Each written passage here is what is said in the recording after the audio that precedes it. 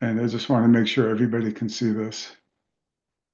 Okay, great. Perfect. So we're going to start talking about some work that that is in a paper that was just accepted for publication in the journal Brain on our GRIN2D mice, which I've talked about in the past. And I think the very first CureGreen meeting I went to at Emory, we talked about this. That's how long this project has taken.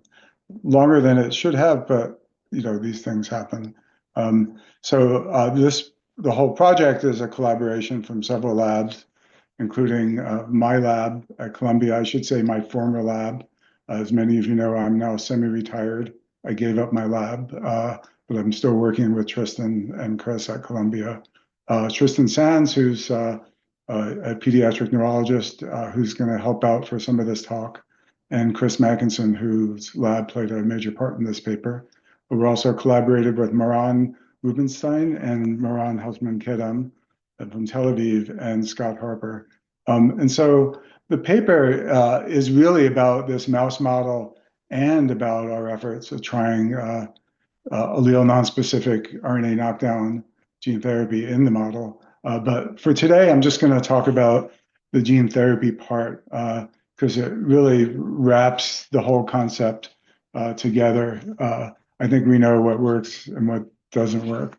And I guess in a couple of weeks at the Thursday meeting, Chris and I are gonna talk in more detail about the whole paper.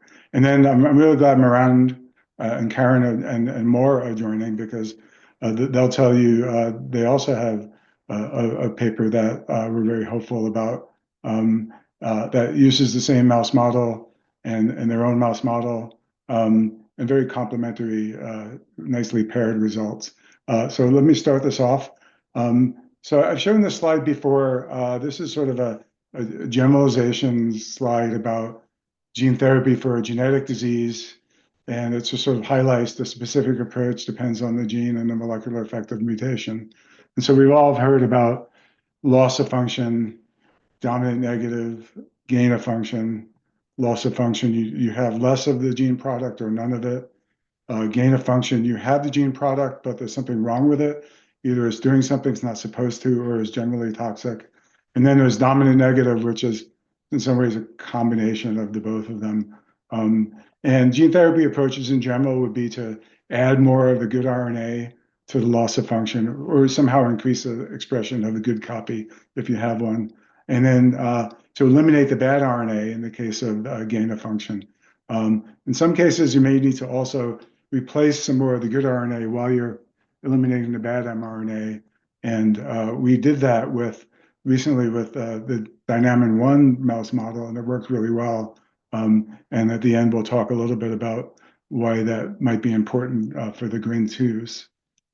And so the question to answer, and the reason why I say it wraps up really nicely, is because our research groups have tried this approach now to, I say, initial completion. We've completely tried each of the same approach for three different mouse models of three different severe childhood epilepsy, neurodevelopmental disorders. And one of those is in a potassium channel that Tristan's going to talk a little bit more about next. And really, what the approach we thought of, because gene therapy specific to a mutation can be hard, it's not so easy to make a drug that targets the bad form of the gene while completely not touching or only a little bit the good form.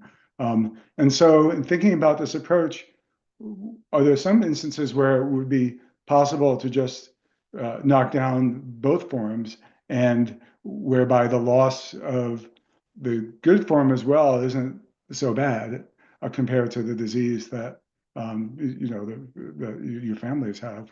And so in this respect, we think about what do these genes look like when they're all gone from, for example, a mouse model. And so the KCNQ3 gene, which Tristan will talk about in a second, when you have no copies from conception, these mice appear visibly almost completely normal. might be something wrong with them, but they don't have seizures. They walk around normally. They have kids, raise their kids. It's their mouse kids, etc.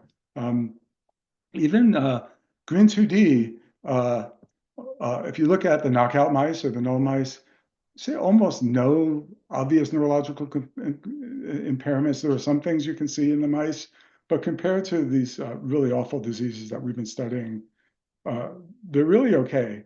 Um, and the GRIN2A, the null mice are a little bit worse than the GRIN2D, but again, they have a very mild form of epilepsy and other issues. So we thought, let's use these genes and our knowledge of what's going on in the mice to see if we can take a simpler, and I would say sort of faster-ish approach to knockdown and to see how it does. And the nice thing is we have 3 different models. 2 of them are related. They're both grins, but they're definitely not the same in terms of the kind of disease and the severity.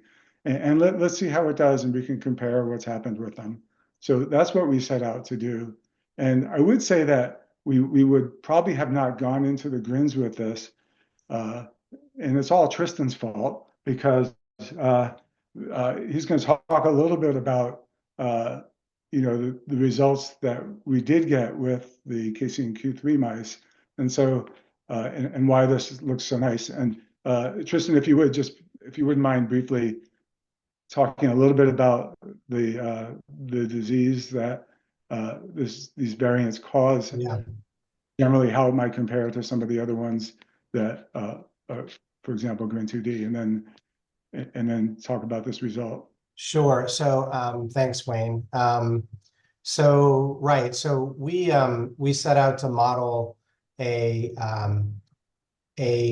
disease that affects the KCNQ3 potassium channel gene. This mutation, actually, it's a set of mutations at a single residue. In humans, it's arginine 230. In mice, it's so conserved that it's actually arginine 231. So the mice are quite close to humans in that way. And we know from putting the channel into cells in a dish that causes a gain of function effect on the channel. And so, as Wayne was saying, we thought that one therapeutic approach might be to sort of get rid of all of the KCNQ3. And as he mentioned, there seems to be a large therapeutic window for getting rid of Q3 and still having normal phenotypes. The mice, so the human condition is characterized by a kind of, nonverbal intellectual disability. The kids are typically globally delayed, but they do learn to walk. They typically don't learn to talk. They're quite cognitively impaired. And then their EEG, when you do EEG within a certain age range, up to probably around 10 years of age, they just have a ton of spikes. So disorganized EEG with a lot of spikes, a lot of epileptic spikes on their EEG. Not so much seizures, actually. And the reason the kids were getting the EEGs was out of concern for seizures. And typically seizures weren't recorded, but instead what was seen is that they have just a very encephalopathic EEG, meaning very abnormal electrical activity, including a lot of spikes. So to orient you to this slide, we made a mouse model and a collaborator made a mouse model, and the 2 mice are complementary in the sense that one reflects human mutation from an arginine to a histidine. The other one reflects a human mutation that changes the arginine to a cysteine. And gratifyingly, both mice have the same phenotype when we do EEG on them. And that's what you can appreciate from the, let me see if I can get a pointer here. Let's see.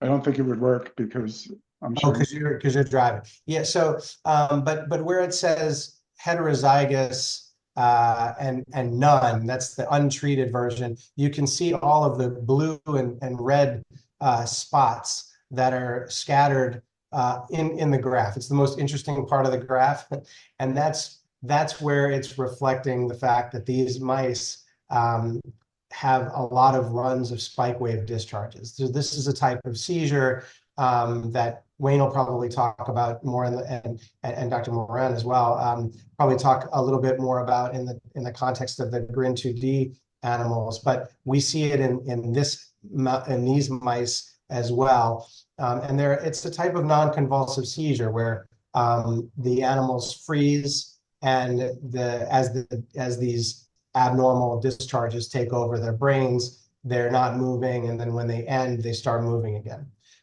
So the bottom line is that both of these mouse models have a lot of these runs of spike waves discharges, and the treatment that we developed to sort of knock down KCNQ3, whether it's a mutant KCNQ3 changed to one version of the disease or another version of the disease, or just even wild type KCNQ3, we can rescue this spike wave discharge phenotype, and sort of proof of concept that, taking this non-allele specific approach to knocking down KCNQ3, we can fix the major phenotype in the mice. Great, thank you, Tristan. And I'm sure if anybody has questions about this one, we can talk about that later. So this worked really well, and this has also been delayed from technical issues, not really related to the concept of it, but it's a research lab. There's always things that come up. Anyway, so as I said, we wanted to test this in the GRIN2D mice because they're not that severely impaired when mice are conceived without any copies of the gene. And so, as I mentioned, this is in the context of this huge paper that was submitted with Moran's paper, and ours was just accepted a couple of days ago, and I'm sure hers will be soon. And it took a long time, and we have all these authors from all these institutes. And the paper is really about the mouse model, the clinical phenotype, preclinical phenotype, the cell phenotype, and the rescue is a part of it. And so I'm not going to talk about these mice. I have talked about them before. But they do, with respect to the therapy we tried, they do have seizure activity as early as postnatal day 14. So I need to move something here. And we see that only in the EEG. Our colleague Jennifer Jelena did that work. But when they get to be adult, they have very frequent, lethal by early adulthood convulsive seizures. And then they also have, all the mice have non-lethal absence-like seizures when you look at the EEG. And as you'll see, unlike the KCNQ3 mice, well, we haven't showed you the EEG of those, but this is an absolutely crazy phenotype, and Moran will show what she finds as well. So they have this really complicated seizure disorder. They have growth delay and some behaviors that are associated with growth delay, and they also have abnormal coordination of the hind limbs and some other issues. Given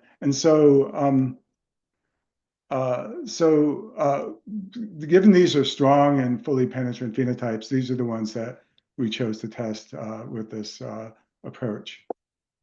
Okay. And so what we did was we took 3 modest doses compared to some of the other projects that we've done of this knockdown virus in AAV and delivered them postnatal day 4 to see how they do. And I should say now, and this gives away some of the punchline, because if we use the dose that we normally use, which is 10-fold higher, or if we use it earlier, it's not good. So there's something different about GRIN2 and also GRIN2D and also GRIN2A, as I talked about to some of these groups last year. That's not good and is somewhat different from how the KCNQ mice respond. But anyway, so we found 3 doses where it wasn't so detrimental. And the first thing, of course, was we looked to see if it indeed knocked down the RNA, and the decrease was significant, and the amount is kind of what we'd expect to see from these doses in the whole brain. And so, and then we looked at a couple of phenotypes. We looked at the body weight, the growth to about 30 days. And you can see the untreated mice. Just ignore the SOX2-CRE. This is a conditional model that we can talk about some other time. But basically, there are the untreated littermate control mice. They don't have any mutant or GRIN2D. Here's the untreated mutant GRIN2D mice. And it looks like each of these doses rescues some of the growth delay, pretty modest, but there is an effect there. It also these doses, the mainly the middle dose and the low dose, do keep the mice alive longer. So as I mentioned, the untreated mice, half of them die by about 35 days of age. So the red is untreated. Here we have the high dose at day 4, and it's obviously not good. And I can talk about that a bit later. But when we look at these lower doses here, sorry, I'm going to go back. It seems like this is a significant effect. So this is really delaying the lethality, which, as I mentioned, is due to a very severe tonic-clonic seizure. So this is looking interesting, not as exciting as we had hoped, but somewhat promising. And so, but as I mentioned, the seizure disorder is very complex, and the EEG is just nuts in these mice. And here's an example from the paper. So the top line here are haploinsufficient GRIN2D mice, which are totally normal, as are the homozygotes, or just wild type mice, no bad copies. And this is a normal wake EEG for a mouse. And so this is what it looks like. EEG looks like untreated. It's got all these spikes, whether they're frequent, like an absence type seizure, or whether they're frequent and less frequent, which is a combination, or whether you see what is a tonic-clonic seizure, in this case, a non-lethal one, which is what this is. This is an absolutely crazy EEG. And so this is what we were hoping to do something about. And so the mid dose, the next to the highest dose we'd ever tried, 5.5 times 10 to the 5 viral genomes. Here's an example of an untreated for 5 seconds. And you can see the treated mice, are much, much better. And this is just, like a view of a sample of the data. So they're still having some of this activity. It's not as prolonged, it's not as frequent. And I'll show you some other ways that we've looked at that. And this is an example of, we can quantify that. We can ask how much of the recording is occupied in this kind of a complex pattern, and treated and untreated. And it's about, the burden's about almost half of what it was without treatment. And the average length of the burst that our computer measures is, again, almost half. So so this is really promising in a way that, we've prolonged the bad seizures, and we've made the seizure phenotype much better with this. This is another way to look at it, and I only have a couple more slides, but I wanted to show this one. So this EEG, this is a timeline, and these spikes occur at a frequency, whether they're 1 a second, which is 1 hertz, 1 every 2 a second, which is 2 hertz, et cetera. And so what this is sort of a summary. Each of these is a summary of like the whole EEG and where is the most power at which of those frequencies. And this isn't about the therapy, but this is just, I'm showing this because a lot of the other part of the paper is trying to explain and understand why the EEG is so complicated, is because this mutation looks like it does different things in different kinds of neurons. And we were able to control which neurons express the mutation by crossing it to mice that directed expression just in those neuron types. And as you can see, if we just do one type of neuron, it shifts a bit. If you do it in all neurons, all cells, it looks like this. And these are all the more normal EEG-like patterns. They're not completely normal. And so my point, and you could break this down in another way in these kinds of cumulative plots to really see. So for example, the I can't see these two doses, the mid and the low and the untreated really kind of cluster here compared to these others.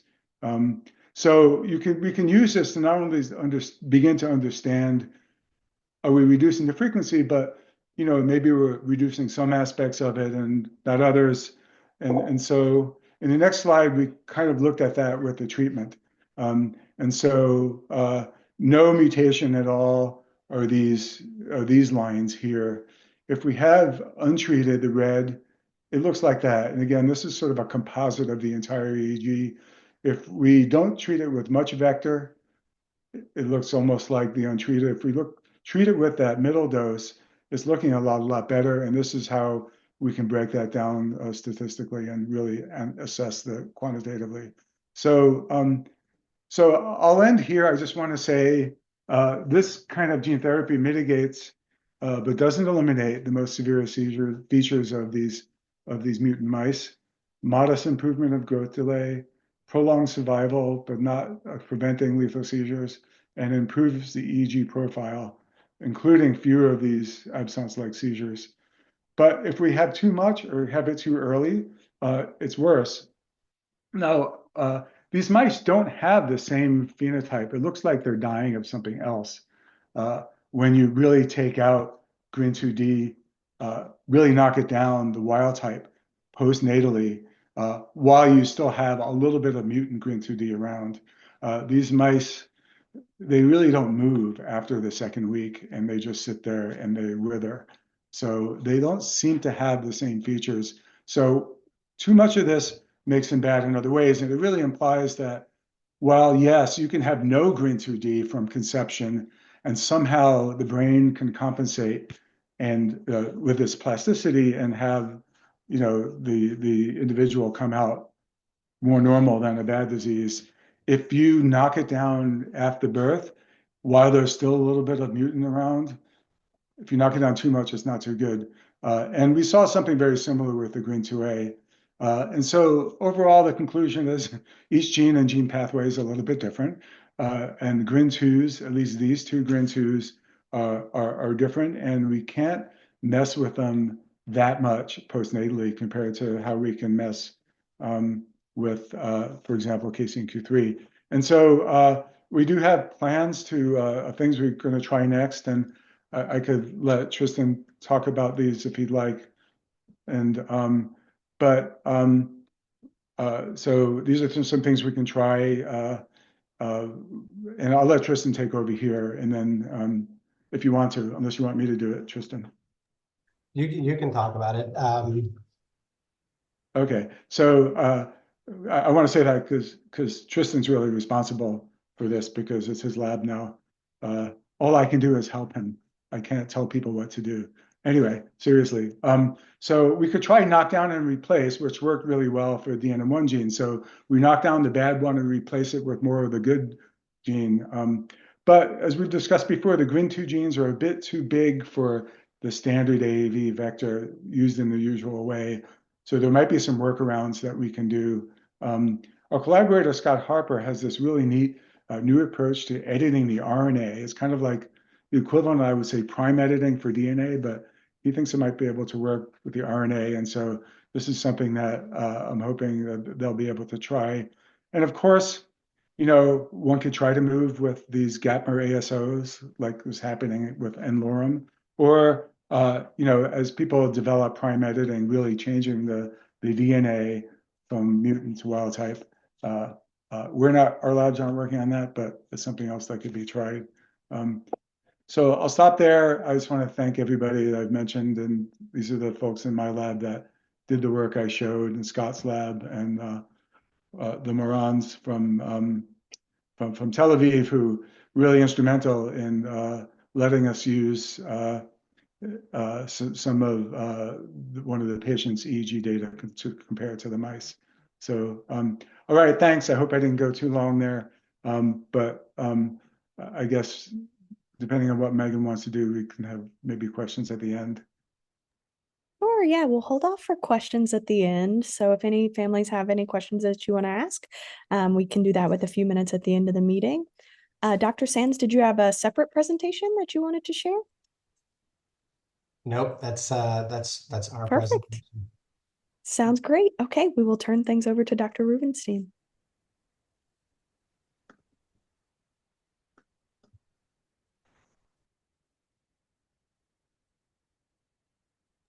I'll share just the presentation.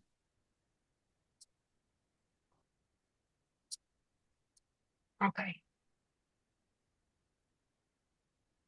All good? Everybody see it? Okay, so thank you for inviting us today to present. I'm really excited to share our advancement. And I'll have 4 parts to my talk. So I'll present the team, and then I'll talk a little bit about GRIN2D mutation, kind of an overview. Wayne already did that, but I have some other pictures that I wanted to share with you. So there will be some form of repetition. Then I'll describe the mouse model. Again, Wayne already did that, but I have different kind of pictures that I want to show. And lastly, I want to tell you about our current projects. So I really start by describing the team. This is our team. It's really been a group effort, and we couldn't have done it without the support of the Bennetts, Eden and Gidad, Adam's parents, and they're really the driving force behind this research. And this is why patient organizations are so important. It's important, first of all, to build the research team and also facilitate collaboration. I'll tell you more about it. But I want to start by describing a little bit the mutations, and I'll mention the people that helped us along the way. So these are the mutations from the GRIN portal, all the GRIN genes, and you can see here the red spots and the blue spots. So this is the normal NMDA receptor, and all of these blue spots are truncation or nonsense mutation. What that means is that there is a stop codon or an other form of mutation that prevents the protein from being expressed. So essentially, we have no protein in these cases. However, when we focus on the GRIN2D genes, we see none of these blue spots. Everything is orange or red. And what this means is it's a missense mutation. So it's a change of only one amino acid. And with this small change, what we have is a protein that is formed, but is slightly different than the wild type. And it's different only in one amino acid, but that's enough to change the way that it functions. And what we can do is put it in an expression system, essentially in tube or cells and a cellular environment to test the activity. And that was done with many of these GRIN2D mutation. And the result was that it's a gain of function mutation. So this is the wild type, and all of these mutants, all of these missense mutation somehow enhances the activity of the protein. So we know that it's a gain of function mutation when it's in a dish, in a controlled environment, but we don't really know what happens when it goes inside the brain.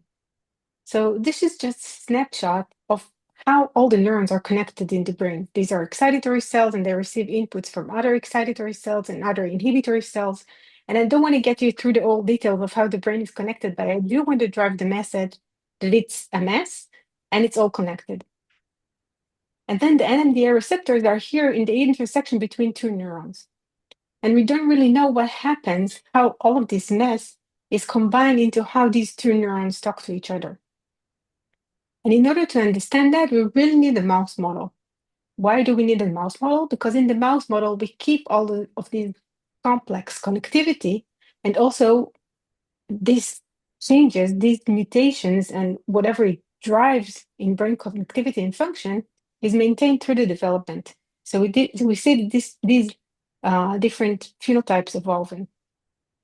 However, not all the animal models really recapitulate the human disease. One needs to be lucky in order to do that. And with GRIN2D, we're very fortunate to have a mouse model that really recapitulate the key human phenotype. So we have an excellent tool to study that. So our overall aims are to understand the neuronal mechanism of GRIN2D. We started doing that. We don't have the full answers yet. I'll show you some of that now. In addition, we want to characterize biomarkers in order to examine the therapeutic effect of either current treatments or novel treatments. And we're also working to develop effective treatment options for this disease. So I'll start with describing the mouse model. And this is the first model that was generated in Karen Aflaham lab at Tel Aviv University. We started working on this mouse model 2017. And after about 2 years that the model was generated, when we characterized it, we realized that the mice are so severely affected, they have such an abnormal AG activity that all of them die prematurely. And it was 2019, September 2019, when Dr. Frankel presented their work on the same mouse model. And I remember the date very vividly because it was my 40th birthday. And I spent my birthday listening to Wayne's very interesting talk and realizing that he's working on the same model that we've been working for the last 2 years. So some would find that scooping or competition somewhat upsetting, but not in this case. And that's because, first of all, we knew Wayne, and Wayne is such a collaborative person. But on top of that, Eden and Gilad already visited him and established a collaboration between the lab. And we wrote a grant together, and we were fortunate to get money for that. And we were fortunate that Wayne agreed to share the mouse with us. And it was 2020 when we started working on this mouse model. And this is the mouse model that Wayne generated in his lab, and these are conditional animal models, so we can easily breed them in the lab. What we saw, and this is also something that Wayne's lab saw, is that the mice die prematurely, and they die from seizures, and they also have growth retardation, and they're smaller than their wild-type litter mates. The other things that we wanted to see what happens in terms of recapitulation of the behavioral phenotypes that we see in developmental disorders. And we tested the mice at different ages. And the reason that we did that is somehow to mimic a natural history study of a mouse. And the different ages that we selected is 3 weeks of age. That's around the time where mice are starting feeding on their own. That will be the equivalent of a young toddler, let's say 1 to 2 years of age. And then 5 weeks, that's when almost the edge of sexual maturity. So that would be early teens. And then 6 to 8 weeks, that would be an adult mouse. So what I'm showing on this slide is the motor deficits. And we see motor deficits in these GRIN2D mutant mice all through their development. And we use the clasping test. We pick them up by their tail, and we see this abnormal clenching, clasping of the hind limb. And also when we put them on the road, we make them run on this road, and we quantify how long it takes before they fall off. And we see that the green mice fall off faster than their wild-type litter mates. So they have motor deficits. We also wanted to know what happens with motor hyperactivity, and we put them in this arena, and we trace their activity in the arena, and you can see that mutant mice cover longer distances. They travel longer within this arena, and that's also we see in younger mice. That will be the equivalent of a toddler kid, and also in older mice at the edge of sexual maturity. The last thing that we looked at, I think, was cognitive deficits. And cognition in the mouse, it's not as complex as in humans. We have to rely on natural curiosity of the mice, especially if we're working with young mice. And the test that we use is this Y maze. And a curious mouse will explore the maze in a directed manner, not retracting where he came from. And this is what we see in mice that are 4 weeks old, and we see that in both wild-type and mutant mice. So they explore this maze in a directed manner. However, when we look at older GRIN2D mice, we see that they completely randomly explore this maze.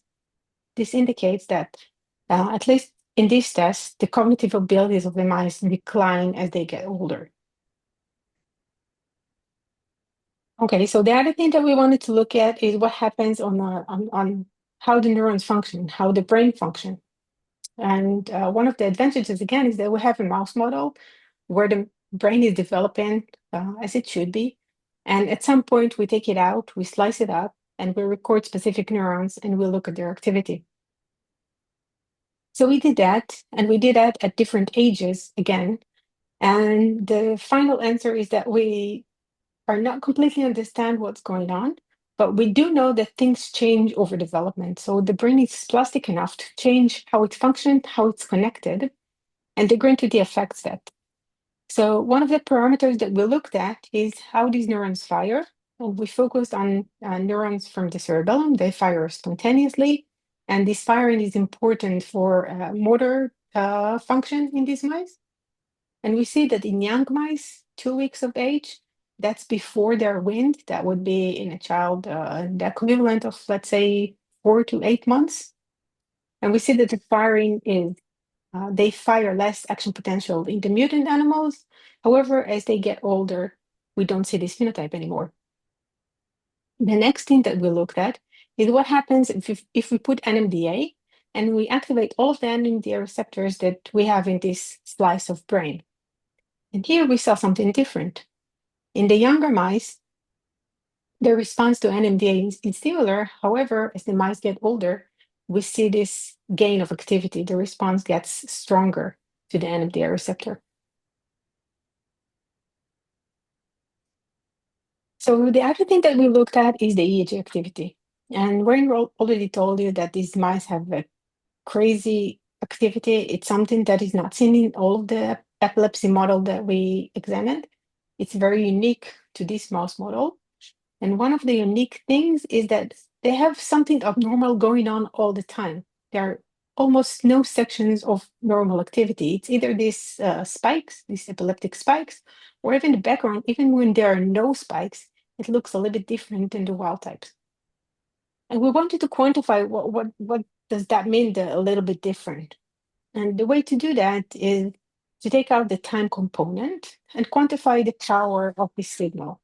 So we take this signal, this is voltage over time, we do a mathematical manipulation, we get rid of the time, and now we see the power, which is essentially the amplitude of the different frequencies, the different sciences that are all harmonized in this wave. And when we did that for the GRIN2D animals and also for the wild type, we saw that the curves are very different from each other. And we saw that the epileptic activity in the GRIN2D animals is really located here in this, where I have the arrows, in this frequency band, the theta alpha and beta frequencies. So all of this shoulder over the wild type is composed of an epileptic activity. And we wanted to see if that's something that can be seen also in GRIN patient. So we did the same manipulation in the GRIN2D patient. We did the same transformation of signals from getting rid of the time component. And we saw again these shoulders at the same frequency band. And you see the comparison here very nicely. So we see the peaks of activity here around the 5 Hz, and then again in the 10 Hz in both the mouse model and GRIN2D patient. So we have this quantitative biomarker that's based on the EEG. So we decided to examine the effect of NMDA receptor blockers. And the reports on ketamine being used in the clinic are kind of controversial. That some reported that it might be helpful, where on other patients it could be could have an adverse effect. In the mice, in all of the mice that we tested, ketamine caused convulsive seizures, and this is what you see here. This is the EEG before ketamine, and this is the EEG after ketamine, and within 2 to 3 minutes from the administration of ketamine, we saw these convulsive seizures. And we lowered the ketamine dose, and again, it caused seizures, and when we lowered it again, it had no effect. So ketamine doesn't seem to work in these mice. However, when we tested memantine, we saw some positive effect. And memantine and ketamine, when we look at how they act on the NMDA receptor, they have a very comparable action. They bind to the same site and we inhibit the receptor in a similar manner. But memantine in the GRIN2D animals seem to have some positive effect, whereas ketamine did not. And how do we see this positive effect? So here I'm showing the analysis for these two specific examples that I'm showing. This is before memantine and this is after memantine. And you already see that this portion in the lower frequencies, the delta activity is increased. And this is quantified here. So we have some waves that are improving after memantine administration.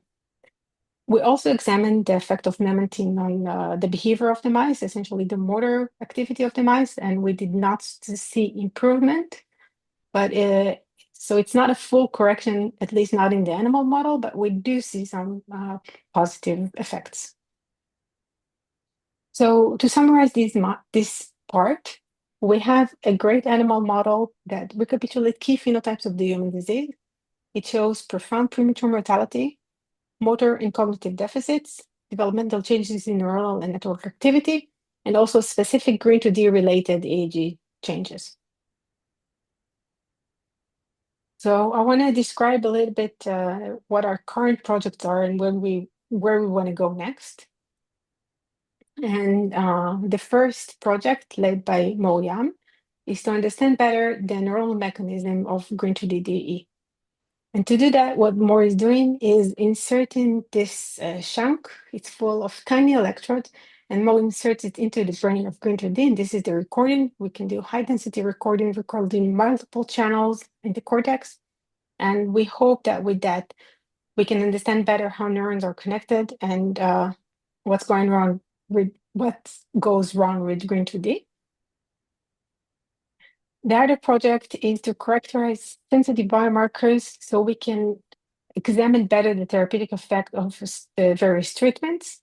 And Ronnie Gall is using AI-based behavioral analysis. So she takes the mice, she records them in 3D with this detailed characterization, and we hope that this would give us a more sensitive assessment of their behavior and how it's changed with different drugs.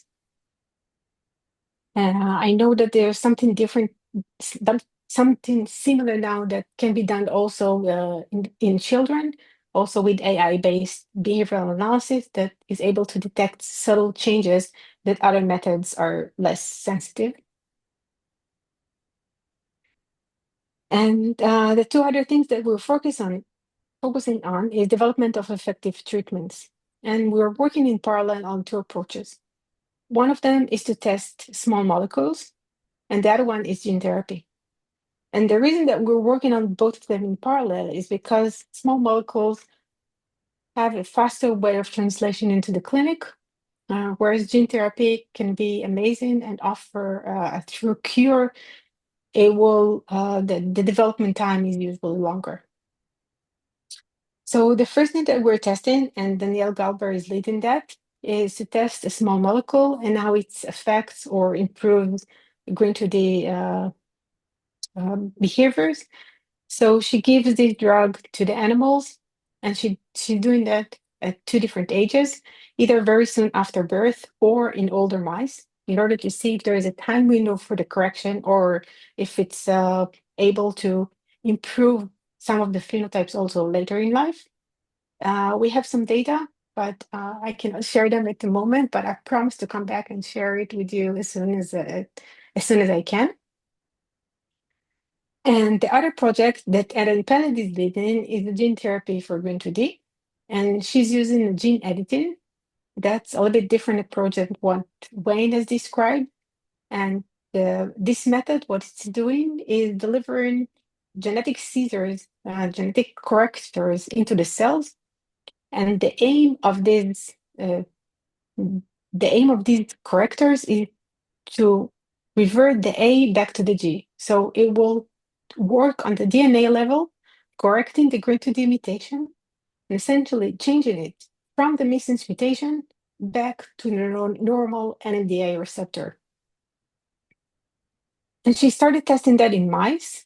So she injected them.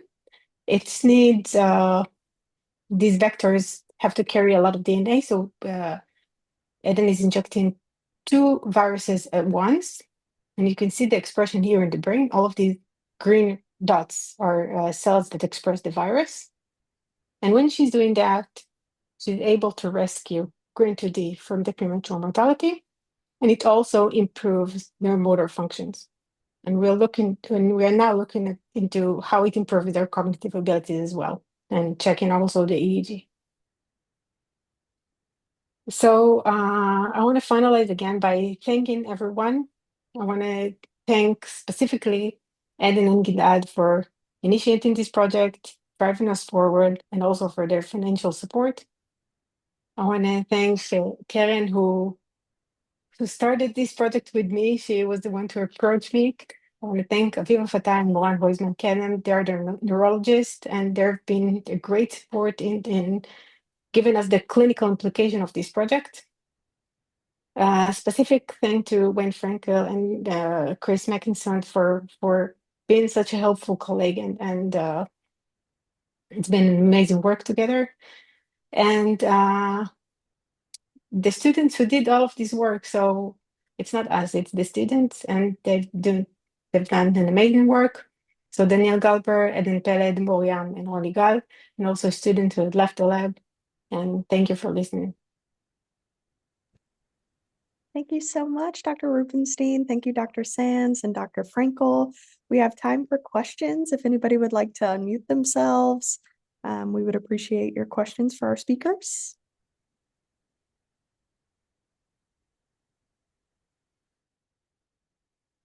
Or you can put it in the chat. I don't see anything in the chat yet.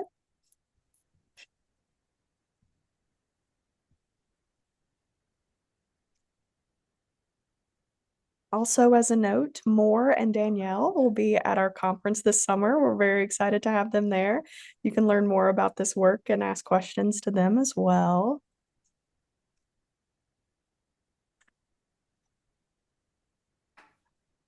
Okay, so we do have a question. Somebody wanted to know, how do we confirm that our child's GRIN2D variant is gain of function? So I can start, and when Tristan, you can follow up. I think so. Usually, the way it's done is expression in expression system in vitro setting, and if it works more than the wild type, then it's called gain of function. If it works less than the wild type, it's called a loss of function. But I really have to say that from the standpoint of how it functions in the brain, it's far more complex, because it's all connected. And and the brain is plastic, so there are a lot of changes that are driven by this mutation. So at the end, when we look at the GRIN2D brain and the phenotypes that we see there, some of them will be gain of function, and that will be reduced activity, and some of them will be loss of function. So the neuronal mechanism is complex, and understanding the in vitro phenotype of the mutation is not necessarily helpful. And it's not only for the GRINs, it's not specific, it's all of the neurodevelopmental disorders. We understand the genetics very well. We can characterize that in experimental settings. We understand how it changes the specific molecules, but we still do not understand how it interacts when it is in the brain, how it affects brain connectivity, how it affects brain function, and why we see all of these phenotypes. But it's not necessarily something that we need in order to find better treatments or effective treatments. Sometimes we get lucky and we can jump over the full understanding and find treatment that's helpful. I hardly think that your preliminary success with the editing is lucky. I suspect it took quite a bit of work to get that, what you're doing. The only thing I want to add is that, again, that's why changing the code of the DNA or the RNA is really effective. It doesn't necessarily matter whether it's gain of function, loss of function, or dominant negative. You're changing it back to wild type or normal. And it doesn't mean it's not interesting to understand what's happening in the brain and different cells and what the molecule is doing, the bad molecule is doing. But in terms of, a correction, just changing the DNA back to what you had always hoped it was going to be. You don't need to really know the mechanism at that level. Yeah, I don't have much to add except to say that I think that that's been that gap between what you observe from the mutated channel in a dish and what you see at the network level in terms of the effects on an organism. That's been one of the biggest disappointments, I think. I think in the beginning, when the genes were first being reported, people got excited because they thought, well, we can just put the channels in a dish, see what they do, and then we'll understand how to fix the problem pharmacologically. And as Dr. Rubenstein said very clearly, it's far more complicated than that, because there are different cells with different jobs using these same proteins to do different things, and the ultimate output may be very different from what you would anticipate. So for instance, the KCNQ3 work that I showed you, that's a potassium channel, and it's a gain of function. It should, in theory, make things hypo-excitable. It should make the brain less excitable. And yet we have spike wave discharges in those animals, a hyper-excitable phenotype. So long story short, I think both of the labs agree that these approaches that are sort of agnostic to the functional effects of the mutation, whether going after the RNA or going after the DNA, is a way to solve the problem without having to get into the messiness of the mechanisms, which we want to understand, but if we can cut to the chase and avoid having to do that, all of that untangling, then maybe we get to a treatment faster. And that's why genetics rules.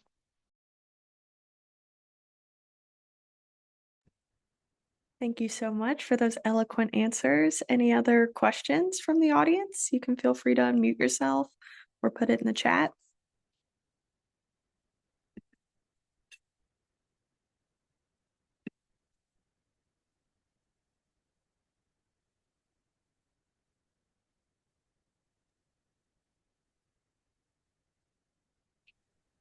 So I do want to offer the families that will end up viewing this offline that they're free to contact us and we'll be happy to explain more.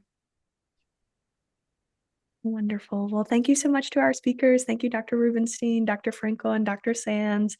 We appreciate your time. Thank you for our families for your time and attention, as well as the other guests that we had here today. And happy Career Awareness Month to everyone and to all of our families that are going to be watching online later. Thanks so much. Thank you. Great. Thank you, Megan, Thank for all you. the work that you're doing. Thank It's you. really incredible bringing us all together as you do. Bye, everybody. Have a good day, evening. Bye. Bye bye. Thank you so much. Thank you. Bye-bye.